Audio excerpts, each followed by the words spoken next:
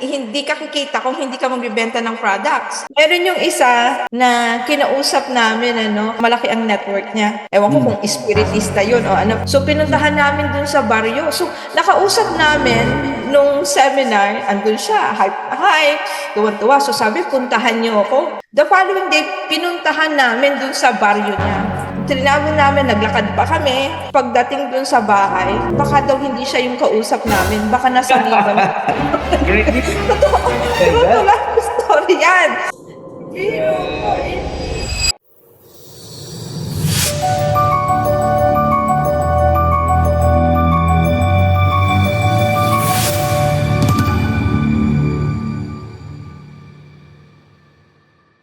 Nakakatuwa, no? Ang Zoom, ang laking bagay kasi, Coach Janet, no? Even na magkakalayo tayo ng lugar, even yung time natin, no? Yung time zone natin magkakaiba, pero nakakapag-communicate tayo, no? May advantage talaga ang ano, no? Ang e-commerce or ang online marketing. Ako, ngayon ko lang naranasan yung magpalaki ng organization via Zoom eh. As in via Zoom, Coach Janet, no? Alam nyo naman na kinalakihan natin talaga sa traditional. More on face-to-face talaga, no? Magre-rent tayo ng Jollibee, ng mga fast food, ang atin, mga eat worker. I believe na experience nyo yan, no? Madalas abono tayo.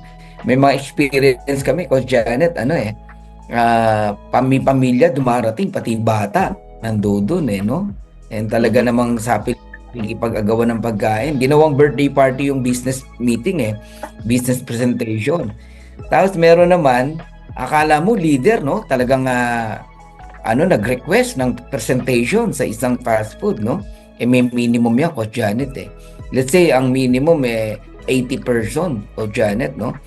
And babayaran mo lahat yun, ikaw ang upline Tapos pagdating ng presentation, 20 lang pala yung guest niya. Ano nangyari doon sa 660 na food, 'di ba? Kanya-kanyang uwian 'yun, supot-supot 'yun, 'di ba? Mga nag-uunahan pa So, iba yung face to face, no? I have nothing against that, pero talagang binrake no ng Live Good ang lahat halos no ng traditional system ng network marketing. Kaya yung iba na shock, no, nako-culture shock na ang Live Good nung una akala scam kasi nga kakaiba lahat Simulan natin sa Coach Janet, no? Sa package. Aware naman tayo na pag sumali ka sa network marketing, may bibiling kang package. Am I correct? 'Di ba?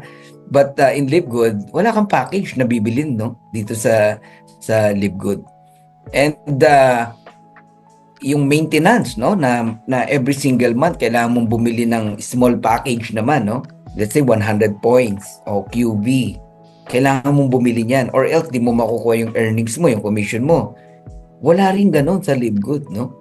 Nakakatuwa, ang Live Good, this is the best company because we have highest quality organic products pero mabibili mo no with affordable price yung products, but you will amaze because you are not obliged no to buy or selling products, all right, because we are club membership, pero mapapabili ka dahil sa sobrang ganda ng products. At hindi ka lang mapapabili talaga na mga paulit-ulit kang bibili every time na may lumalabas na new product kasi nga ang baba ng presyo pero napaka highest quality, napakaganda.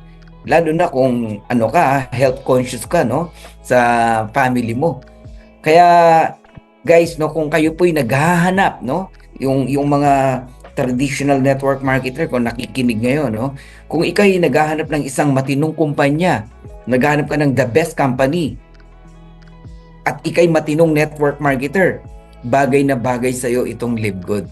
Because in Live Good, no, you are not obliged to buy, you are not obliged to sell, pero we have highest quality product na magagamit mo.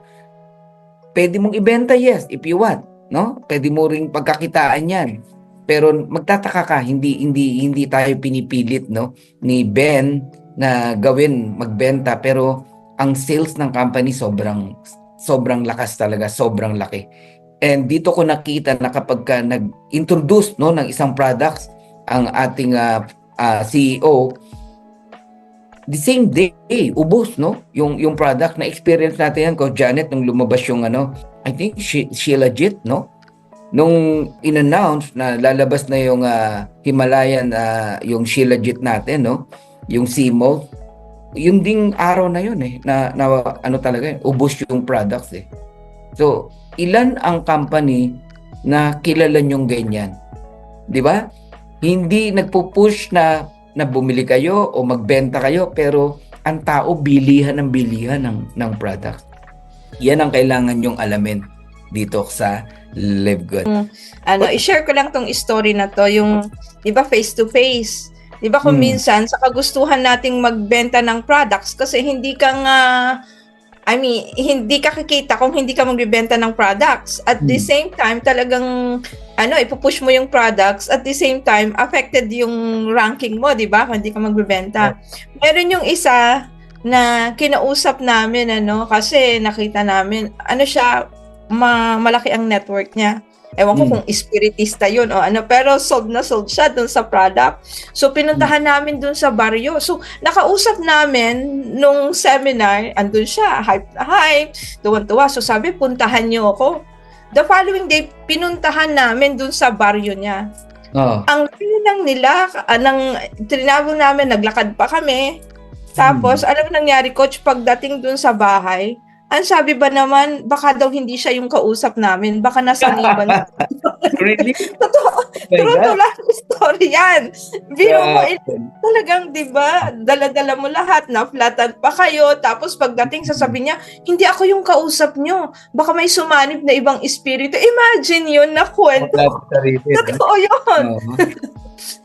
And then, yun nga yung, ita-travel mo yung products from Baguio to yan to basta dadaan ka pa ng Patapat, doon pa sa Isabela, dumadaan kami ng tapos di rin kasi may iwasan in traditional network marketing. Ang mga naalala ko every cut off talaga hindi may iwasan yung habol ka ng habol ng rank. Halimbawa, ganito na lang ang kulang magko-compute ka ngayon. Lugi ba ako kung habulin ko to? Hindi. Kasi pwede namang ibenta yung product. Ang daling isipin na pwedeng ibenta yung product pero hindi mo naman maibenta. Kahit gumamit ka ng products, dahil nga binili mo Dahil kulang ka halimbawa ng 5 package, bibilin mo siya dahil sayang yung rank, sayang yung kikitain mo, yung commission mo, matatambak ngayon yun. Yung 5 package na yun, 35,000 ang isa. Isipin mo yun, di ba? Tapos next month na naman, gano'n na naman. And ang isa sa pinakamabigat, ito talaga sobra kong na yung feeling pressure every cut up. I don't know kung paano yung way sa inyo Sa amin kasi may application form. Ngayon, as an upline, parang ikaw yung nag-encode para sa grupo mo, sa team mo. Kasi parang ganito sa Live Good, hindi yung iba, hindi marunong magbayad ng subscription. So, nangyayari, Coach Janet, ipapasa nila sa akin, picture lang. Pero, ang labo, di mo mabasa, ganyan. Tapos, ang mahirap, Coach Janet, yung end of month, magpapalit ng buwan, Same lang din naman, Ang US, Philippines, magkaiba ng oras yan. Pero alam nyo, inaabot kami ng madaling araw, ng morning, alam mo yon para habulin, ngarag na ngarag ka na, kumakabog yung dibdib mo, kaka-engko. Dahil pag hindi umabot, kunyari ikaw yung downline ko, Janet, para bang kasalanan ko pag hindi umabot dahil nagbayad ka nag-send ka ng money. Ako naman, nag-encode using credit card. Ang feeling mo, dahil bayad ka, dapat i-encode mo yan. Pero last minute mo na pinasa. Minsan, ang bagal ng computer, ng internet. Pangalawa, hindi lang naman ikaw ang ini-encode. Pila-pila yan, ang dami. Sabi sa'yo, yun yung isa sa pinakamabigat para sa akin, as a network marketer, as an upline, yung pag-accommodate ng mga tao sa encoding. Yan yung talagang nakita kong mabigat, Halos magkasakit ka talaga. In Live Good, walang pressure. ang Live Good, kusang dumadaan yung cut-off nang hindi ka na nape-pressure, wala kang mararamdaman na sayang, walang ganon, no? Kasi continuous lang siya. Yung tao, yung subscription parami lang ng parami yung nagsasubscribe sa team mo, sa grupo mo. Dadaan ng cut-off every Friday, dadaan ng cut-off every end of month, no? Or uno sa Philippines, end of month sa Amerika. Okay lang, dumaan lang siya, walang pressure kasi nga wala kang hinahabol. Yun ang nakakatuwa. Halimbawa, hindi mo na reach yung gold. Okay lang. Wala kang, hindi ka masasaktan kasi iba yung computation ng commission sa atin. Babayaran ka sa kung ilan ng tao tapos matching bonus. Sa dating company kasi ko, Janet, napakahalaga ng rank kasi meron tinatawag na position minus position. Kag hindi mo na-reach yung rank na yon, same level kayo, wala ka kita. 0-0 yun. Ganon. Meron namang iba na bypass ka o na over nalampasan ka. Breakaway yun. Wala ka nang kikitain doon sa buong team nun. Ganon. Kaya yung iba pinipigilan yung encoding, no? Lalo na sa mga binary dahil merong flash out na tinatawag, they control the encoding, no? Halimbawa, ang sa isang company is hanggang let's say 10 pairs. 10 pairs na a day. Pag lumampas doon, nagkaroon ng 11, lahat ng waiting mo, mawawash lahat yun. Hindi mo naman makontrol. Oo, pero may nag-aaway doon dahil yung upline kinokontrol na wag mag-encode. Okay? Si downline naman, merong masunurin, merong hindi. Paano magra-rank up si downline kung kokontrolin yun? Gusto niya ng encode dahil gusto niya ring kumita, mag-rank up, etc. Kaya ang dami, no? Ang daming mga maling experience talaga. Pero yung fifth pair pa pala, Coach Fernan. Yung fifth pair. Pera na, ginagawa pang product. Product ulit. Oo, yan yung mga style ng company na pera na sana ng nagtrabaho, gagawin niya product. Kasi nga ang mga traditional company nabubuhay sila by moving ng products. Wala namang masama doon. Wala namang masama doon, ganun talaga. 'Di ba? Kaya lang para una ma-oblige mo yung mga tao na bumili ng products. Yes, meron pero hindi talaga tatagal, Coach Janet. Darating ang time talaga gi-give up. Actually, ang nag-stay lang naman yung kumikita talaga.